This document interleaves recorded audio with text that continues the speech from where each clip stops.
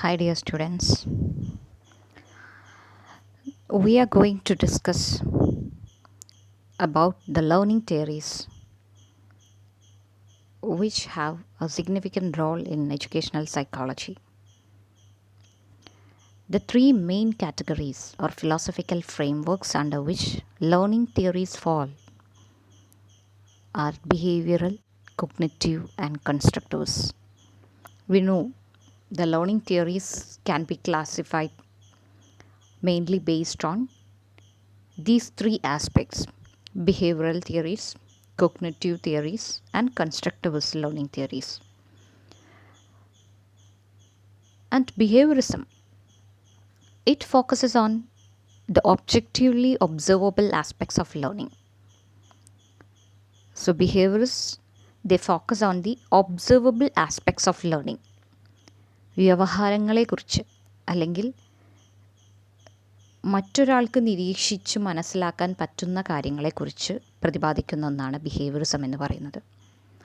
Cognitive theories look beyond behaviour to explain brain based learning.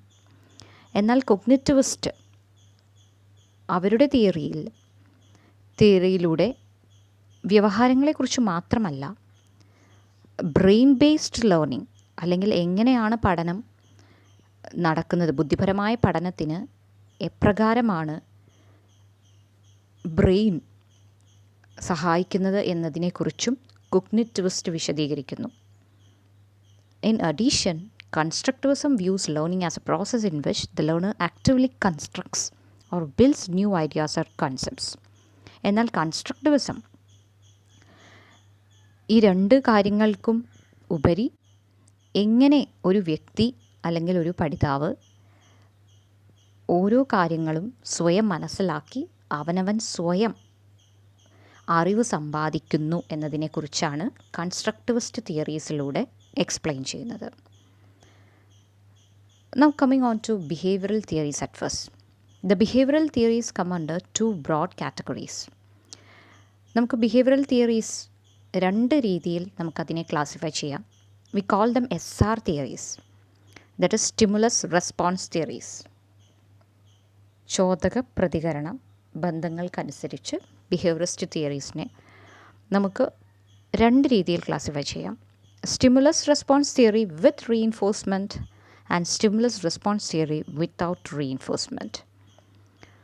And the first one, it comprised those two theories, E.L. Thorndike's trial and error theory and Skinner's operant conditioning.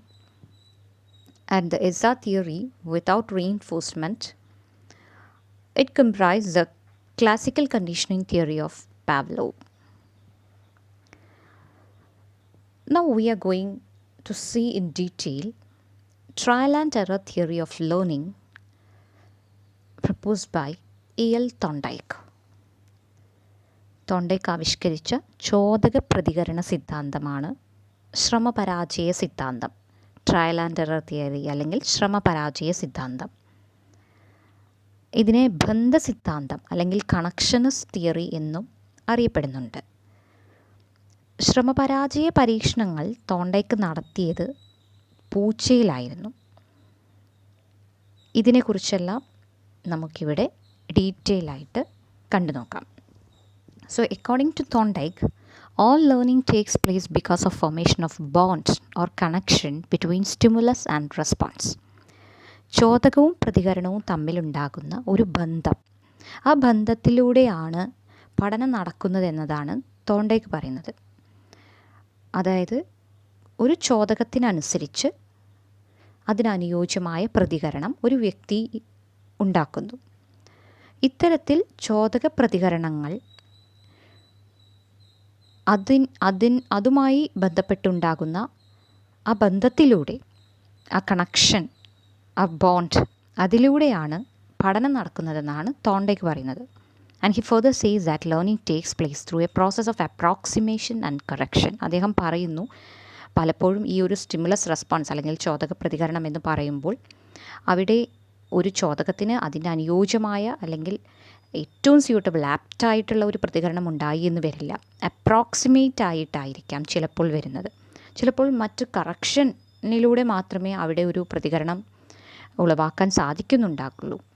So a person makes a number of trials. Some responses do not give satisfaction to the individual, but he goes on making the further trials until he gets satisfactory responses. നമുക്കറിയാം, ജീവിതത്തിലാണെങ്കിലും പലപ്പോഴും നമുക്ക് മുന്നിലുണ്ടാകുന്ന പലതിനു മുന്നിലും അല്ലെങ്കിൽ പല ചോദകങ്ങൾക്ക് മുന്നിലും നമുക്ക് പെട്ടെന്ന് തന്നെ അതിന് അനുയോജ്യമായ ഒരു ആപ്റ്റ് അല്ലെങ്കിൽ ഒരു സ്യൂട്ടബിൾ റെസ്പോൺസ് നമുക്ക് നൽകാൻ സാധിച്ചെന്ന് വരില്ല.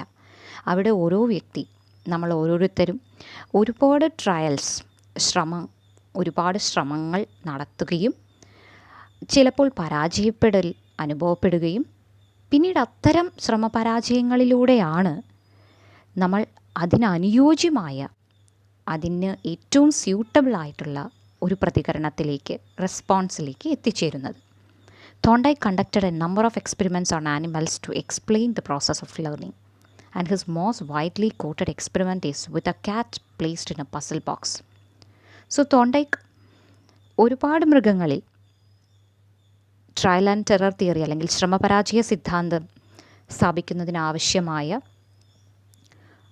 നിരീക്ഷണം നടത്തുന്നതിന് വേണ്ടി അദ്ദേഹം ഒരുപാട് മൃഗങ്ങളിൽ എക്സ്പെരിമെൻറ്റ്സ് ചെയ്യുകയുണ്ടായി, പരീക്ഷണങ്ങൾ നടത്തി.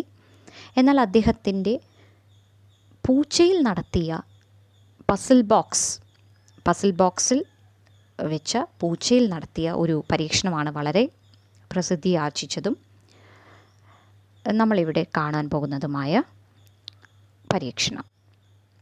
ഇവിടെ നിങ്ങൾക്ക് കാണാം ഒരു puzzle box. So he conducted an experiment placing A cat in A puzzle box. ഇവിടെ ഈ പൂച്ചയിരിക്കുന്ന ബോക്സ്, അതിന് പ്രത്യേക തരത്തിലുള്ള സംവിധാനങ്ങൾ ഒരുക്കി ഈ പൂച്ചയിൽ അദ്ദേഹത്തിൻ്റെ സിദ്ധാന്തം സ്ഥാപിക്കുന്നതിനാവശ്യമായ ചോദക പ്രതികരണ ബന്ധമുളവാക്കാൻ തരത്തിലുള്ള ഒരു പസിൽ ബോക്സാണ് അദ്ദേഹം ഇവിടെ ആദ്യമായി തിരഞ്ഞെടുത്തത്. Let us see the experiment. Thorndike put a hungry cat in a puzzle box. So he put a hungry cat. The cat was hungry. So he put a hungry cat in a puzzle box, and the box had one door which could be opened by manipulating a latch of the door. So ആ ബോക്സിൻ്റെ ഒരു പ്രത്യേകത, that box was specially designed and it could be opened by manipulating a latch of the door. And a fish was placed outside the box. ഇവിടെ നിങ്ങൾക്ക് കാണാം ഈ പിക്ചറിൽ, ഇതിന് തൊട്ടുപുറത്തായി ക്യാറ്റ് ഫുഡ് എന്ന രീതിയിൽ പൂച്ചയ്ക്ക് ഇവിടെ ഫിഷ് ക്യാറ്റ് ഫുഡായിട്ട് പുറത്ത് വെച്ച് കൊടുത്തിട്ടുണ്ട്. സോ ഇത്തരത്തിൽ a fish was placed outside the box, and the cat, being hungry, had the motivation of eating fish outside the box. So we already said the puzzle box contains a hungry cat. So the cat being hungry, it was motivated to eat the fish outside the box. However, the obstacle was a latch on the door. The cat made random movements inside the box, indicating trial and error type of behavior, biting at the box, scratching the box, walking around, pulling and jumping, etc. to come out to get the food. Now in the course of her movements, the latch was manipulated accidentally and the cat came out to get the food. Over a series of successive trials, the cat took shorter and shorter time, committed less number of errors, and was in a position to manipulate the latch as soon as it was put in the box and learned the art of opening the door. So ഇവിടെ അദ്ദേഹം puzzle ബോക്സിലിട്ട പൂച്ചയ്ക്കൊരു പ്രത്യേകതയുണ്ടായിരുന്നു. It was a hungry cat, വിശന്നിരിക്കുന്നൊരു പൂച്ചയായിരുന്നു. അതുകൊണ്ട് തന്നെ അതിൻ്റെ മുന്നിൽ, അതിൻ്റെ ബോക്സിന് തൊട്ട് പുറത്തായി അതിന് ഏറ്റവും ഇഷ്ടമുള്ള ഒരു ഭക്ഷണപദാർത്ഥമായ ഇവിടെ മീൻ അദ്ദേഹം വെച്ചപ്പോൾ ദിസ് ഹംഗ്രി കാറ്റ് ഇറ്റ് മെയ്ഡ് റാൻഡം മൂവ്മെൻറ്റ്സ്, ഇതിനുള്ളിൽ വളരെയധികം അങ്ങോട്ടും ഇങ്ങോട്ടുമുള്ള നീക്കങ്ങൾ നടത്തുകയാണ് ഈ ബോക്സിനുള്ളിൽ. എന്തിനു വേണ്ടി? അതിന് ആവശ്യമായ ഭക്ഷണം നേടുന്നതിന് വേണ്ടി. So it was actually biting the box, scratching the box, walking around, pulling and jumping. So ഇതിനുള്ളിൽ കടന്നുകൊണ്ട് പൂച്ച ഒരുപാട് പരാക്രമങ്ങൾ കാണിക്കുന്നു പുറത്തുള്ള ഫുഡ് ലഭിക്കുന്നതിന് വേണ്ടി. ഇൻ ബിറ്റ്വീൻ അല്ലെങ്കിൽ in the course of a moments the latch was manipulated accidentally and the cat came out to get the food. So ഇത്തരത്തിലുള്ള മൂമെൻറ്റ്സിനിടയിൽ അറിയാതെ പെട്ടെന്ന് അതിൻ്റെ കൈ അല്ലെങ്കിൽ അതിൻ്റെ കാൽ ആ ലാച്ചിൽ തൊടുകയും ആക്സിഡൻ്റലി ആ ലാച്ച് ഓപ്പൺ ആവുന്നു. അതോടുകൂടി പൂച്ച പുറത്തിറങ്ങി അതിനാവശ്യമുള്ള ഭക്ഷണം സ്വീകരിക്കുന്നു. And what he did is he repeated this again and again. He put the cat inside the box again. So വീണ്ടും പുറത്തിറങ്ങിയ പൂച്ചയെ വീണ്ടും അദ്ദേഹം ഈ ബോക്സിനുള്ളിൽ തന്നെ കയറ്റിയിടുന്നു. സോ അവിടെ വീണ്ടും പൂച്ച ഒരുപാട് നീക്കങ്ങൾ അല്ലെങ്കിൽ റാൻഡം മൂവ്മെൻറ്റ്സ് നടത്തുകയും വീണ്ടും അത് ലാച്ചെല്ലാം തട്ടി കൂട്ടിൽ നിന്നും പുറത്തേക്ക് വന്ന് മീൻ കഴിക്കുകയും ചെയ്യുന്നു. So over A series of successive trials, ഇങ്ങനെ ഒരുപാട് പ്രാവശ്യം ഇത്തരത്തിൽ പൂച്ചയെ കൂട്ടിലിടുന്നു. അതിനുശേഷം പൂച്ച തനിയെ തന്നെ പുറത്തേക്ക് വരികയും ചെയ്യുന്നു. സോ ഇത്തരം സക്സസീവ് ട്രയൽസ് അല്ലെങ്കിൽ ഒരുപാട് ട്രയൽസിലൂടെ, ശ്രമങ്ങളിലൂടെ the cat took shorter and shorter time and committed less number of errors. So കൂടുതൽ പ്രാവശ്യം ഇത് ചെയ്യാൻ തുടങ്ങിയപ്പോൾ പൂച്ച വളരെ പെട്ടെന്ന് തന്നെ ലാച്ച് ശരിയായ രീതിയിൽ നീക്കി കൂടിൽ നിന്നും രക്ഷപ്പെടാൻ പൂച്ചയ്ക്ക് സാധിക്കുന്നു. അതായത് നമുക്കറിയാം, നമ്മുടെ ജീവിതത്തിലാണെങ്കിലും ഒരു പ്രാവശ്യം നമുക്ക് മുന്നിൽ വരുന്ന ഒരു അബദ്ധം അല്ലെങ്കിൽ ചില സന്ദർഭങ്ങളിൽ എന്താണ് ചെയ്യേണ്ടതെന്ന് അറിയാതെ നമ്മൾ നിൽക്കുന്നതായിട്ട് അനുഭവപ്പെട്ടിട്ടുണ്ടാകാം. എന്നാൽ അതേപോലെയുള്ള അതിനോട് തുല്യമായ അല്ലെങ്കിൽ അപ്രകാരമുള്ള മറ്റ് സന്ദർഭങ്ങൾ വീണ്ടും ജീവിതത്തിൽ വരുമ്പോൾ മുന്നേയുള്ള അനുഭവം, അതിൽ നിന്നും നമ്മൾ നേടിയ അറിവിനനുസരിച്ച് വളരെ സുഗമമായി തന്നെ നമുക്ക് പിന്നീട് അത്തരം സന്ദർഭങ്ങളെ നേരിടാൻ സാധിക്കുന്നു എന്നത് തന്നെ. സോ അത് തന്നെയാണ് ഇവിടെയും. പൂച്ചയെ വീണ്ടും വീണ്ടും ഇതേ കൂട്ടിലാക്കുമ്പോൾ പൂച്ച പെട്ടെന്ന് തന്നെ എങ്ങനെയാണ് ആ ലാച്ച് നീക്കിക്കൊണ്ട് പുറത്തേക്ക് വരേണ്ടതെന്ന് മനസ്സിലാക്കുന്നു. And it was in a position to manipulate the latch as soon as it was put in the box and learned the art of opening the door. So പെട്ടെന്ന് ആ പൂച്ചയെ ഉള്ളിലേക്ക് ഇടുമ്പോൾ തന്നെ പെട്ടെന്ന് തന്നെ അതിന് ലാച്ച് ശരിയായ രീതിയിൽ നീക്കി പുറത്തേക്ക് വരാൻ പിന്നീട് അതിന് സാധ്യമാവുകയാണ് ചെയ്യുന്നത്. സോ ഇതാണ് അദ്ദേഹം ഇവിടെ നടത്തിയ എക്സ്പെരിമെൻറ്റ്. ഇവിടെ നിങ്ങൾക്ക് കാണാം ഈ പൂച്ച. സോ അവിടെ ആ ഒരു ചുവപ്പ് ലാച്ച് നിങ്ങൾക്കവിടെ കാണാം. സോ അതവിടെ തള്ളുന്നതിനനുസരിച്ചാണ് പൂച്ചയ്ക്ക് ആ ഡോർ തുറക്കാൻ പറ്റുന്നതും പുറത്തു വന്ന് ഫുഡ് സ്വീകരിക്കാൻ പറ്റുന്നതും. സോ ഒരുപാട് പ്രാവശ്യം ഇതേ രീതിയിലുള്ള അനുഭവം ഉണ്ടാകുമ്പോൾ, സമാന രീതിയിലുള്ള അനുഭവം ഉണ്ടാകുമ്പോൾ പൂച്ച പെട്ടെന്ന് തന്നെ അതിനെ നീക്കി ശരിയായ രീതിയിൽ പുറത്തേക്ക് വരാനും അതിനിഷ്ടപ്പെട്ട ഭക്ഷണം എടുക്കാനും അതിന് സാധിക്കുന്നു. And Thorndike concluded that it was only after many random trials that the cat was able to hit upon the solutions. And he named it as trial and error learning. ഈ ഒരു പരീക്ഷണത്തിന് അടിസ്ഥാനപ്പെടുത്തിയാണ് അദ്ദേഹം ഇത്തരം ഒരു സിദ്ധാന്തം രൂപീകരിക്കുന്നത്, ട്രയൽ ആൻഡ് എറർ. അവിടെ പൂച്ച ഒരുപാട് ട്രയൽസ് നടത്തുന്നുണ്ട്, ശ്രമങ്ങൾ നടത്തുന്നു, അതിനൊരുപാട് പരാജയങ്ങളും സംഭവിക്കുന്നു. ആദ്യമൊന്നും അതിന് പുറത്തേക്ക് വരാൻ സാധിക്കുന്നില്ല, പെട്ടെന്ന് തന്നെ പുറത്തേക്ക് വരാൻ ആദ്യം സാധിച്ചിരുന്നില്ല. It was biting the door, it was scratching the box, it was jumping and moving out inside. So ഒരുപാട് റാൻഡം മൂവ്മെൻറ്റ്സ് അതിനുള്ളിൽ നടത്തി ആ പരാജയങ്ങളിൽ നിന്നും അത് പഠിച്ച പാഠത്തിനനുസരിച്ച് പിന്നീട് അതിന് വളരെ എളുപ്പത്തിൽ തന്നെ ആ ഡോറ് തുറന്നുകൊണ്ട് പുറത്തേക്ക് വരാൻ സാധിക്കുന്നു.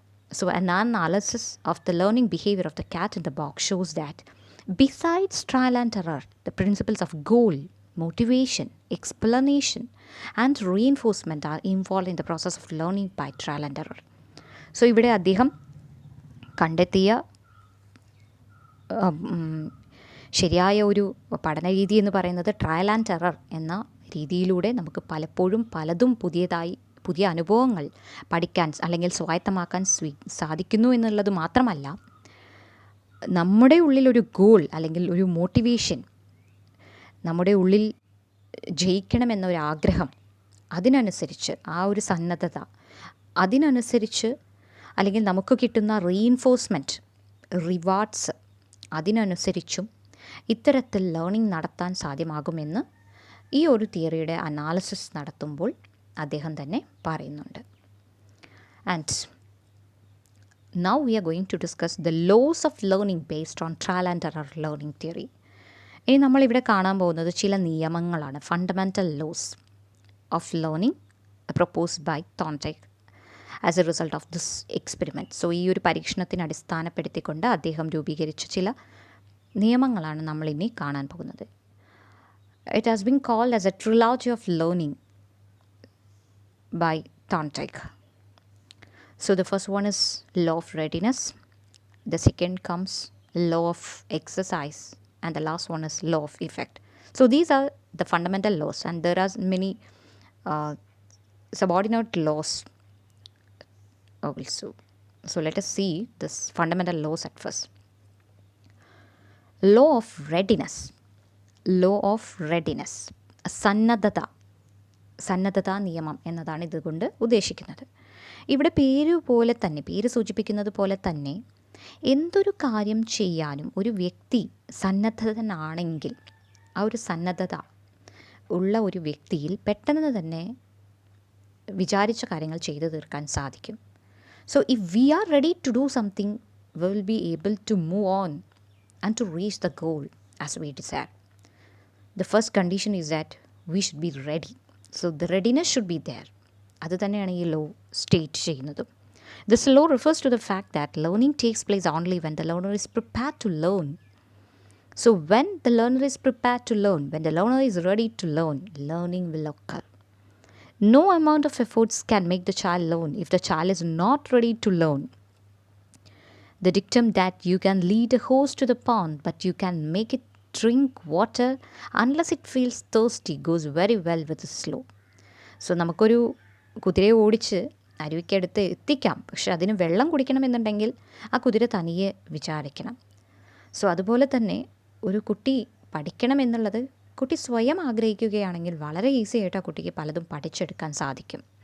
So if the child is ready to learn, he or she learns more quickly, effectively and with greater satisfaction than if he or she is not ready to learn. So readiness എന്ന് പറയുന്നത് വിദ്യാഭ്യാസ പ്രക്രിയയിൽ വളരെ അധികം പ്രാധാന്യമുള്ള ഒരു ഘടകം തന്നെയാണ്. In the words of Thorndike, the 3 stages of this law of readiness are: he states the stages of law of readiness. For a conduction unit, ready to conduct is satisfying. For a conduction unit, ready to conduct, not to conduct is annoying. For a conduction unit, not ready to conduct is annoying. So ഇവിടെ 3 stages അദ്ദേഹം പറയുന്നുണ്ട്. For a conduction unit ready to conduct, ഒരു കുട്ടി പഠിക്കാൻ തയ്യാറായി നിൽക്കുകയാണെങ്കിൽ അവിടെ പഠനം നടക്കുമ്പോൾ that is satisfying. So to conduct is satisfying then. And the second one, for a conduction unit ready to conduct, not to conduct is annoying. പഠിക്കാൻ വളരെയധികം സന്നദ്ധനായി നിൽക്കുന്ന ഒരു വ്യക്തി അല്ലെങ്കിൽ പഠിക്കാൻ ആഗ്രഹിക്കുന്ന ഒരു കുട്ടി ആ സമയത്ത് പഠനം നടക്കുന്നില്ല, അല്ലെങ്കിൽ അവന് പഠിക്കാനുള്ളൊരു സാഹചര്യം കിട്ടുന്നില്ല, that is not to conduct. അപ്പോൾ എന്തായിരിക്കും അവസ്ഥ? It will be annoying. അവന് ദേഷ്യം അല്ലെങ്കിൽ അവന് വളരെയധികം വിരക്തി അനുഭവപ്പെടും. And for a conduction unit not ready to conduct is annoying. അതുമാത്രമല്ല, ഒരു കുട്ടി പഠിക്കാൻ താല്പര്യമില്ലാത്തൊരവസ്ഥയിൽ, സന്നദ്ധനല്ലാത്ത ഒരവസ്ഥയിൽ നിൽക്കുന്ന സമയത്ത് അവനെ പഠിപ്പിക്കുകയാണെങ്കിലോ അതും അവന് വളരെ വിരക്തി തോന്നിക്കും. സോ ഇവിടെ നമ്മൾ അധ്യാപകർ ഓർക്കേണ്ട ഒരു കാര്യം, we should always search for the readiness. We should always look for and ensure that the students are ready to learn. So when they are ready to learn, then it will be satisfying to them. Thus the law of readiness means mental preparation for action. So ഒരു കാര്യം ചെയ്യാൻ ഒരു വ്യക്തി മാനസികമായി തയ്യാറെടുക്കുമ്പോഴാണ് നമുക്കവിടെ readiness അല്ലെങ്കിൽ സന്നദ്ധതയുണ്ടെന്ന് പറയാൻ പറ്റുന്നത്. It is not to force a child to learn if he is not ready. So never force a child who is not ready to learn. കുട്ടി പഠിക്കാൻ താല്പര്യമില്ലാത്തൊരു സമയത്ത് അവനെ പഠിപ്പിക്കേണ്ട ആവശ്യമില്ല. കാരണം അങ്ങനെ പഠിപ്പിക്കുന്ന സമയത്ത് കുട്ടിക്ക് വളരെ ദേഷ്യം അല്ലെങ്കിൽ വിരക്തി തോന്നുകയാണ് ചെയ്യുന്നത്. Learning failures are the result of forcing the learner to learn when he is not ready to learn something. പലപ്പോഴും നമുക്കറിയാം നമ്മുടെ മുന്നിലുള്ള പല കുട്ടികൾക്കും പഠനത്തോട് തന്നെ വിരക്തി തോന്നാനുള്ള മുഖ്യ കാരണം ഇത് തന്നെയാണ്. Because many around them are forcing them to learn, their teachers, parents, their friends. So many are forcing them to learn. They are not looking at their readiness. They are not ready to see if they are ready to conduct or if they are ready to learn. So always ensure the readiness of a child. And next is the educational implications of this law of readiness. ഇപ്പോൾ നമ്മൾ സംസാരിച്ചതുപോലെ തന്നെ educational implication എന്ന് പറയുമ്പോൾ ഇവിടെ ഒരു കുട്ടി പഠനം നടത്തണം എന്നത്, അല്ലെങ്കിൽ കുട്ടി പഠിക്കാൻ സന്നദ്ധനായി നിൽക്കുമ്പോൾ വേണം പഠനത്തിനുള്ള ഒരു അന്തരീക്ഷം അവന് മുന്നിൽ ഒരുക്കി കൊടുക്കേണ്ടത്. The law draws attention of the teacher to the motivation of the child. The teacher must consider the psychobiological readiness of the students to ensure successful learning experiences. So ഒരു ടീച്ചർ ഓരോ ടൈം ടേബിൾ പ്രകാരം ഓരോ കുട്ടികൾക്ക് മുന്നിൽ വന്ന് പഠന പ്രക്രിയയിൽ ഏർപ്പെടുന്നതിന് മുൻപ് തൻ്റെ ക്ലാസ്സിലുള്ള കുട്ടികളെല്ലാം തന്നെ ശരിയായ രീതിയിൽ പഠിക്കാൻ സന്നദ്ധരായിരിക്കുകയാണോ എന്നുള്ളതിനെക്കുറിച്ച് സ്വയം ബോധമുള്ളവരാകണം. എങ്കിൽ മാത്രമേ ആ പഠന പ്രക്രിയയിലൂടെ ചിലതിലെങ്കിലും കുറച്ചെങ്കിലും നേട്ടങ്ങൾ കൈവരിക്കാൻ സാധിക്കുകയുള്ളൂ. So curriculum learning experiences should be according to the mental level of the maturity of the child. ഓരോ ക്ലാസ്സിലുമുള്ള കുട്ടിയുടെ വൈകാരികവും മാനസികവുമായ ബുദ്ധിക്കനുസരിച്ച്, അവൻ്റെ മെൻ്റൽ ഏജിനനുസരിച്ചുള്ള പാഠഭാഗങ്ങൾ അവന് അനുയോജ്യമായ രീതിയിൽ, അവനിഷ്ടമാകുന്ന രീതിയിൽ അത്തരം ഒരു അന്തരീക്ഷം ഒരുക്കി കൊടുക്കാൻ നമ്മളെക്കൊണ്ട് സാധിക്കണം. അതിനനുസരിച്ചുള്ള കരിക്കുലമായിരിക്കണം നമ്മൾ ഫോളോ ചെയ്യേണ്ടത്. And if this is not so, there will be poor comprehension and readiness may vanish. ഇതങ്ങനെയല്ല, കുട്ടിക്ക് ഇഷ്ടമില്ലാത്ത രീതിയിലാണ് നമ്മൾ പലപ്പോഴും ഈ പ്രക്രിയയിലേക്ക് അവരെ കൊണ്ടുപോകുന്നതെങ്കിൽ അവിടെ റെഡിനെസ് മേ വാനിഷ്, കുട്ടികൾ സന്നദ്ധരാകാതായി വരും. അവിടെ പഠനം എന്നതുകൊണ്ട് ഒരു തരത്തിലുള്ള നേട്ടവും നടക്കാതെയും വരാം. And the second law, so we are discussing the fundamental laws. The first one we discussed, law of readiness, and the second one is the law of exercise. Law of exercise, അഭ്യാസ നിയമം എന്നെല്ലാം പറയാം. ഇവിടെ this law explains the role of practice in learning. We know practice makes a man perfect എന്നുള്ളത് നമുക്ക് എല്ലാവർക്കും അറിയാം. So ഇവിടെയും അതെ, ചോദക പ്രതികരണ ബന്ധം, അത്തരം ബന്ധത്തിലൂടെ ഉണ്ടാകുന്ന പഠനം നടക്കുന്നതിനെക്കുറിച്ചാണ് ഈ തിയറിയിൽ പറയുന്നത്. സോ ഈ ചോദകവും പ്രതികരണവും തമ്മിലുള്ള ബന്ധം വളരെ ഉറച്ചതാകണമെങ്കിൽ there should be abundant practice. ശരിയായ രീതിയിൽ, നല്ല രീതിയിൽ അതിൽ അഭ്യാസം അല്ലെങ്കിൽ പ്രാക്ടീസ് ഉണ്ടെങ്കിൽ മാത്രമേ അത്തരം ഒരു ബന്ധം നേടിയെടുക്കാനും ശക്തിയോടുകൂടി രൂപീകരിക്കാനും പഠനം ശരിയായ രീതിയിൽ നടത്താനും സാധിക്കുള്ളൂ. So according to this law, learning becomes efficient through practice or exercise. The dictum, as we discussed, practice makes a man perfect, goes very well with this law. And this law is further split into two parts. Law of exercise എന്നതിനെ രണ്ടായി അദ്ദേഹം വീണ്ടും തിരിച്ചിട്ടുണ്ട്. Law of use and law of disuse. Law of use means that a connection between a stimulus and response is strengthened by its occurrence, its exercise or its use. In other words, the use of any response strengthens it and makes it more prompt, easy and certain. So the law of use ൽ പറയുന്നത് ചോദകവും പ്രതികരണവും തമ്മിലുള്ള ബന്ധം വളരെ ശക്തി ആർജിക്കണമെന്നുണ്ടെങ്കിൽ അവിടെ അതിൻ്റെ ഉപയോഗം, അല്ലെങ്കിൽ അതിടയിൽ കുട്ടിക്ക് വളരെയധികം അഭ്യാസം അതിൽ ലഭിക്കുമ്പോൾ മാത്രമേ ഇത്തരത്തിലുള്ള ഒരു ചോദക പ്രതികരണ ബന്ധം വളരെ ശക്തി പ്രാപിക്കുകയുള്ളൂ. And regarding the law of disuse, it is said that when a modifiable connection is not made between a stimulus and response over a length of time, the strength of that connection is decreased. കുറച്ച് കാലം ഒരു delay, ഒരു കുറച്ച് സമയത്തിനുള്ളിൽ അല്ലെങ്കിൽ കുറച്ച് ഒരു time gap അതിനുള്ളിൽ വരികയാണെങ്കിൽ അപ്പോൾ പലപ്പോഴും ഇത്തരം ഒരു ചോദക പ്രതികരണ ബന്ധം പിന്നീടുണ്ടാകാൻ തന്നെ സാധ്യമല്ലാതെ വരും. അതായത് ചോദക പ്രതികരണ ബന്ധം ശക്തി പ്രാപിക്കാതെ പെട്ടെന്ന് തന്നെ അത് തമ്മിലുള്ള ബന്ധം നഷ്ടപ്പെട്ടു പോകാം. And this means that any act that is not practice for some time gradually decays. നമുക്കറിയാം, പണ്ട് നമ്മൾ പഠിച്ചിരുന്ന പല കാര്യങ്ങളും പിന്നീട് നമുക്ക് ആലോചിക്കുമ്പോൾ ഓർത്തെടുക്കാൻ സാധിക്കാത്തത് നമ്മൾ പഠിച്ചു വെച്ച പല കാര്യങ്ങളും പിന്നീട് നമ്മൾ പ്രാക്ടീസ് ചെയ്യാതെ വരുന്ന ഒരവസ്ഥ ആയതുകൊണ്ട് തന്നെയാണ്. അപ്പോൾ എല്ലാ ദിവസവും അല്ലെങ്കിൽ നമ്മൾ പഠിച്ച കാര്യങ്ങൾ നമ്മൾ മറന്നു പോകാതിരിക്കണമെങ്കിൽ, നമ്മുടെ ജീവിതത്തിൽ എന്നും നമ്മോടൊപ്പം ഉണ്ടാകണമെന്നുണ്ടെങ്കിൽ അത് നമ്മൾ ജീവിതത്തിൽ ഇടയ്ക്കിടെല്ലാം അത് പ്രാക്ടീസ് ചെയ്തുകൊണ്ടിരിക്കണം, അഭ്യസിച്ചുകൊണ്ടിരിക്കണം. എങ്കിൽ മാത്രമേ ഉപയോഗിക്കണം അത് നമ്മുടെ ജീവിതത്തിലുടനീളം നമ്മോടൊപ്പം നിൽക്കുകയുള്ളൂ. അല്ലെങ്കിൽ പലപ്പോഴും പലതും പഠിച്ചു മറന്നതുപോലെ നമ്മൾ ഇത്തരമൊരു ബന്ധമില്ലായ്മ കൊണ്ട് തന്നെ സ്റ്റിമുലസ് റെസ്പോൺസ്, ചോദക പ്രതികരണ ബന്ധം തളർന്നുകൊണ്ട് അല്ലെങ്കിൽ തളർത്തിക്കൊണ്ട് പഠനം നടക്കാതെ വരാം. So anything that is not used, exercise or practice for a certain period tends to be forgotten or becomes weak in strength, efficiency and പ്രോംപ്റ്റ്നെസ്.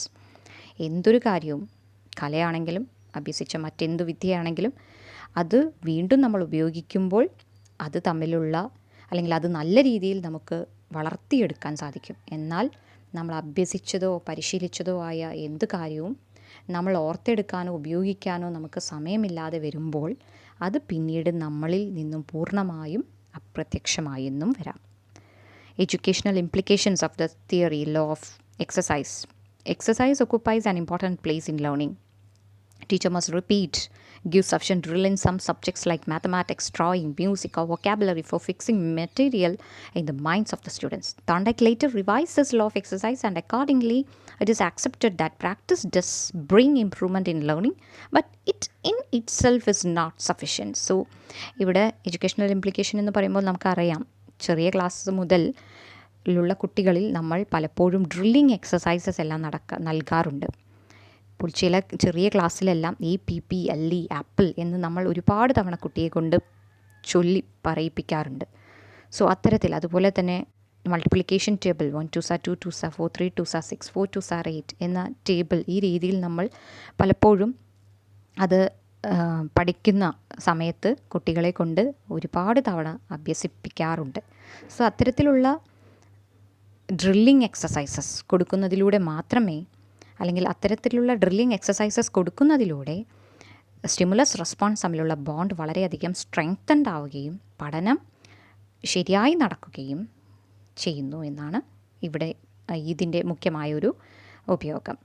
And ഇതിന് ഒരു റിവിഷൻ അദ്ദേഹം, ഈ ഒരു ദ ലോ ഓഫ് എക്സസൈസ് അദ്ദേഹം ഒന്ന് റിവൈസ് ചെയ്ത് അദ്ദേഹം പറയുന്നുണ്ട്, പ്രാക്ടീസ് എന്നതുകൊണ്ട് പഠനത്തിൽ ഒരുപാട് ഇമ്പ്രൂവ്മെൻറ്റ് അല്ലെങ്കിൽ നല്ല കാര്യങ്ങളെല്ലാം കൊണ്ടുവരാൻ സാധിക്കും എന്നുള്ളത് കൊണ്ട് മുഴുവനായും പ്രാക്ടീസ് എന്നുള്ളത് കൊണ്ട് മാത്രം നടക്കുന്നില്ല. Itself is not sufficient. Practice എന്നുള്ളത് കൊണ്ട് മാത്രം ഒരു നല്ല ഇമ്പ്രൂവ്മെൻ്റ് ഒരു വ്യക്തിയിൽ ഉണ്ടാകാൻ സാധിക്കാതെയും വരാം എന്ന് അദ്ദേഹം ഈ ഒരു ലോ റിവൈസ് ചെയ്യുന്ന സമയത്ത് അദ്ദേഹം പറയുന്നു. Always practice must be followed by some reward or satisfaction to the learner. The learner must be motivated to learn. So അദ്ദേഹം പറയുന്ന മറ്റൊരു കാര്യം, എപ്പോഴും ഒരു കുട്ടി എന്തെങ്കിലും ഇത്തരത്തിലുള്ള ഒരു പ്രതികരണം, ശരിയായൊരു പ്രതികരണം നൽകുമ്പോൾ അവിടെ ആ കുട്ടിയെ ശരിയായ രീതിയിൽ നമ്മൾ കണക്കിലെടുത്തുകൊണ്ട് അവനൊരു റിവാർഡ്, അവനെ നമ്മൾ പ്രശംസിക്കുകയോ മറ്റെന്തെങ്കിലും അവന് ആവശ്യമുള്ള രീതിയിൽ എന്തെങ്കിലും നൽകി ഉപഹാരമോ നൽകുമ്പോൾ അവിടെ കുട്ടി കൂടുതൽ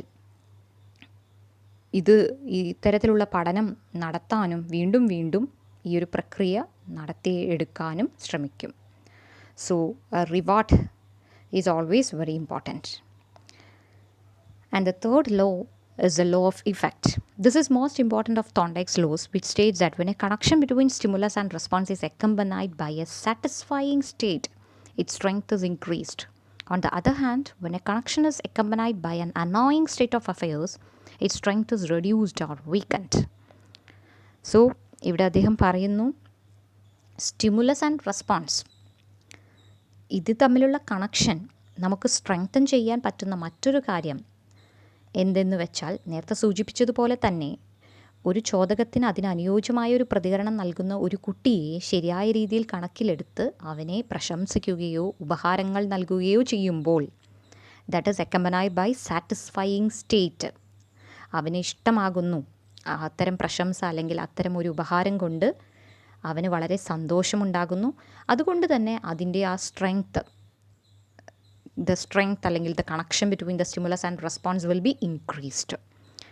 And on the other hand, when a connection is accompanied by an annoying state of affairs, ഇനി അതല്ല, ഇത്തരത്തിലൊരു സ്റ്റിമുലസ് ആൻഡ് റെസ്പോൺസ് ശരിയായ രീതിയിലുള്ള ഒരു പ്രതികരണമല്ല ചോദകത്തിന് ലഭിച്ചതെങ്കിൽ അവിടെ നൽകുന്നത് കുട്ടിക്ക് ഇഷ്ടമല്ലാത്ത ഒരു രീതിയിൽ കുട്ടിയെ നമ്മൾ ശരിയായി തെറ്റാണെന്ന് പറഞ്ഞ് മനസ്സിലാക്കുകയോ അല്ലെങ്കിൽ അവനോട് ദേഷ്യപ്പെടുകയോ ചെയ്യുകയാണെങ്കിൽ അവിടെ the strength between the stimulus and response gets reduced എന്നും അദ്ദേഹം പറയുന്നു. In other words, the responses that produce satisfaction or comfort for the learner are strengthened, and responses that produce annoyance or discomfort for the learner are weakened. നമുക്കറിയാം, ചെറിയ കുട്ടികളിൽ തന്നെ നമ്മൾ നടത്തുന്ന ഒരു രീതി കൂടിയാണ് ഇത്. ശരിയായ രീതിയിൽ പലപ്പോഴും നല്ല രീതിയിൽ മറ്റുള്ളവരോട്, മുതിർന്നവരോട് പെരുമാറുന്ന ചെറിയ കുട്ടികളോട് നമ്മൾ അവരെ നന്നായി പ്രശംസിക്കുകയും അവർക്കല്ലെങ്കിൽ ഉപഹാരങ്ങൾ നൽകുകയും ചെയ്യുമ്പോൾ വീണ്ടും വീണ്ടും അവർ അതേ രീതിയിൽ മുതിർന്നവരെ ബഹുമാനിക്കാനും അല്ലെങ്കിൽ മൃഗങ്ങളെ സംരക്ഷിക്കുന്നതിനെക്കുറിച്ചും എല്ലാം അവർ ചിന്തിക്കും. സോ അവർ ചെയ്യുന്ന ചെറിയ കാര്യങ്ങളെ നമ്മൾ നല്ല രീതിയിൽ പ്രശംസിക്കുകയാണെങ്കിൽ അവരിൽ ആ ഒരു നല്ല സ്വഭാവം വളർത്തിയെടുക്കും. എന്നാൽ അതേപോലെ തന്നെ അവരെന്തെങ്കിലും തെറ്റ് ചെയ്യുമ്പോൾ അവർ മുതിർന്നവരോട് അപമര്യാദയായി പെരുമാറുന്ന സമയത്ത് അവരോട് നമ്മൾ ദേഷ്യപ്പെടുമ്പോൾ, അങ്ങനെ ചെയ്യരുതെന്ന് പറഞ്ഞവരെ വിലക്കുമ്പോൾ പിന്നീട് അത്തരത്തിലുള്ള കാര്യങ്ങൾ അവർ ചെയ്യാതിരിക്കുകയും ചെയ്യും. അതുതന്നെയാണ് ഇതിൻ്റെ ലോ ഓഫ് ഇഫക്റ്റ് എന്ന് പറയുന്നത്. അതായത് ചോദകപ്രേരിതമായ ഒരു പ്രതികരണം എത്ര കൂടുതൽ ആവർത്തിക്കപ്പെടുന്നുവോ അത്ര കൂടുതൽ അത് നിലനിൽക്കും. അതോടൊപ്പം നമ്മൾ അവർക്ക് ഒരു ഉപഹാരം അല്ലെങ്കിൽ പ്രശംസ നൽകുമ്പോൾ അത് കൂടുതൽ നിലനിൽക്കുകയും അവർ കൂടുതൽ അത് ഉപയോഗിക്കുകയും ചെയ്യും. Thorndike revised this law in 1930, and according to this revision, he stated that reward strengthened the response, but punishment did not always weaken the response. Then he placed more emphasis on the reward aspect than on the punishment aspect of law of effect. Law of effect അദ്ദേഹം ആദ്യം നിയമത്തിൽ കൊണ്ടുവന്നു എങ്കിലും വീണ്ടും അദ്ദേഹം 1930 അതിനെ revise ചെയ്ത സമയത്ത് അദ്ദേഹം അതിൽ മറ്റൊരു കാര്യം കൂടി പറയുന്നുണ്ട്. ഈ States that reward strengthen the response.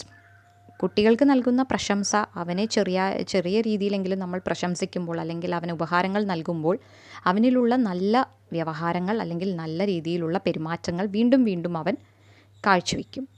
എന്നാൽ പണിഷ്മെൻറ്റ് അല്ലെങ്കിൽ അവനെ നമ്മൾ ഉപദ്രവിക്കുകയോ അവനെ ശകാരിക്കുകയോ ശിക്ഷിക്കുകയോ ചെയ്യുന്നതിലൂടെ സ്വീകരിക്കപ്പെടാത്ത പ്രതികരണങ്ങൾ പൂർണ്ണമായും അവനിൽ നിന്നും അപ്രത്യക്ഷമായെന്ന് വരില്ല എന്ന് അദ്ദേഹം 1930 ഇത് റിവൈസ് ചെയ്യുന്ന സമയത്ത് പറയുന്നുണ്ട്. അതുകൊണ്ട് തന്നെ അദ്ദേഹം റിവാർഡ് അല്ലെങ്കിൽ കൂടുതൽ അവനെ കുട്ടിക്ക് നമ്മൾ നൽകുന്ന ഉപഹാരങ്ങളെയും പ്രശംസകളെയുമാണ് അദ്ദേഹം കൂടുതൽ പ്രാധാന്യം നൽകുന്നത്. കുട്ടികളെ ശകാരിക്കുന്നതിലും ശിക്ഷിക്കുന്നതിലും അദ്ദേഹം പ്രാധാന്യം നൽകുന്നില്ല. And the educational implications, this law signifies the use of reinforcement or feedback in learning. പഠനത്തിൽ പ്രബലനത്തിൻ്റെ പ്രാധാന്യത്തെക്കുറിച്ചാണ് അദ്ദേഹം ഈ ഒരു തിയറിയിലൂടെ പറയുന്നത്. And this implies that learning trials must be associated with satisfying consequences. The teacher can use rewards to strengthen certain responses and punishment to weaken others. However, the use of reward is more desirable than the use of punishment in school learning. And the teacher, for motivating the students for learning situations, can exploit the use of reward. So, നല്ല രീതിയിലുള്ള പെരുമാറ്റങ്ങൾ കുട്ടിയിൽ കാണുമ്പോൾ ആ പെരുമാറ്റങ്ങൾ വീണ്ടും കുട്ടി ഉപയോഗിക്കുന്നതിന് വേണ്ടി അധ്യാപകരാണെങ്കിലും മാതാപിതാക്കളാണെങ്കിലും കുട്ടികളെ ശരിയായ രീതിയിൽ പരിഗണിക്കുന്നതും അവരെ പ്രോത്സാഹിപ്പിക്കുന്നതും പ്രശംസയിലൂടെയും ഉപഹാരങ്ങളിലൂടെയും പ്രോത്സാഹിപ്പിക്കുന്നതും വളരെ നല്ലതാകുമെന്നത് തന്നെയാണ് ഇതിൻ്റെ മെയിനായിട്ടുള്ള ഒരു എഡ്യൂക്കേഷണൽ ഇംപ്ലിക്കേഷൻ എന്നതായി നമുക്ക് കണക്കാക്കാവുന്നത്. സോ പണിഷ്മെൻറ്റ് എന്നുള്ളത് അല്ലെങ്കിൽ ശിക്ഷ എന്നുള്ളത് സ്കൂൾ വിദ്യാഭ്യാസ കാലത്ത് ഒഴിവാക്കി അവിടെ കുട്ടിയിലെ നല്ല കാര്യങ്ങൾ, നല്ല സ്വഭാവങ്ങൾ കാണുമ്പോൾ അതിനെ വളരെയധികം നല്ല രീതിയിൽ തന്നെ പ്രശംസിക്കാനുള്ള ഒരവസരവും കളയാതെ നമ്മൾ എടുക്കുകയും അത്തരത്തിൽ നല്ല കുട്ടികളെ അല്ലെങ്കിൽ നല്ല സ്വഭാവത്തിനുടമകളായി നല്ല മക്കളെ മുന്നോട്ട് കൊണ്ടുവരാൻ നമുക്ക് സാധിക്കുകയും ചെയ്യുന്നു. Thank you.